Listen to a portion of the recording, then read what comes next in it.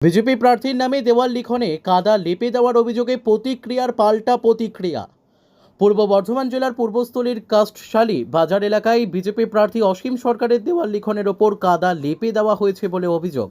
আর এরপরই শনিবার বিকেল 5:30 নাগাদ তৃণমূল কংগ্রেসেরই কাজ বলে অভিযোগ তুললেন কাটুয়া সাংগঠনিক জেলার বিজেপি জেলা সভাপতি গোপাল চট্টোপাধ্যায়। বিজেপির শক্তি বাড়ছে আর তৃণমূল ভয় পেয়ে এই রকম কর্ম করছে বলে অভিযোগ তোলেন তিনি।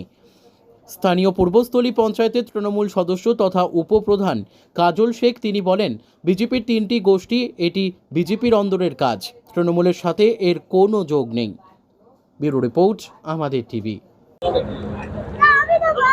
দেখুন, নির্বাচন যত এগিয়ে আসছে, যত বিজেপির প্রচার বাড়ছে, আমাদের কবিয়ার প্রার্থী তার যে জনপ্রিয় প্রচার, এর ফলে তৃণমূল ভয় পাচ্ছে। আজকে পুরুষদের দেওয়াল এবং কাদা লেপা হয়েছে, অন্য কেউ তো লেপেনি। দেওয়াল এবং কাদা কে লিখবে? বিজেপির দেওয়াল লেখনে কাদা কারা লিখতে পারে?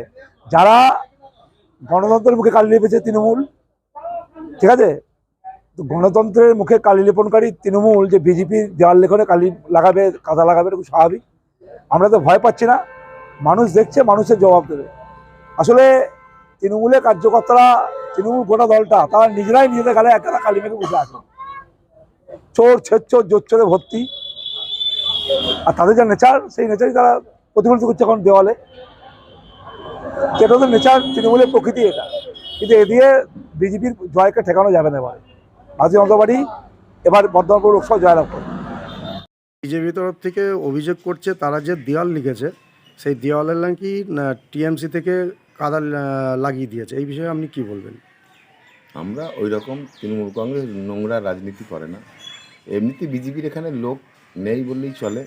যে কজন লোক আছে তাদের মধ্যে আবার 3টি গোষ্ঠী, তারা নিজেরা করছে এটা, নিজেদের মধ্যে দিয়ে আমাদের নামে দুর্নাম বা বদনাম করাচ্ছে। তাদের নিজের ঠিকমতো তাদের নিজেদের একটা দুটো নেতা আছে, তাদের মধ্যে 3টে ভাগ। এমনিতে পূর্বস্থলী পঞ্চায়েতে ওদের ভোট নেই, তারপর ওরা মানুষের কাছে যেতে পারছে না, কোনো উন্নয়নের কথা বলতে পারছে না। ওই জাতপাত নিয়ে রাজনীতি করে। এখানে মমতা ব্যানার্জি উন্নয়ন দেখে মানুষ ভোট দিচ্ছে, তাতে ওদের হিংসা হচ্ছে বা জ্বলে যাচ্ছে। এভাবে কীভাবে একটা গণ্ডগোল লাগানো যায় বা কিছু করা যায়, হ্যাঁ, দিয়ে সেই নিয়ে আমরা ফায়দা লুটবো, এইটাই ভাবছে।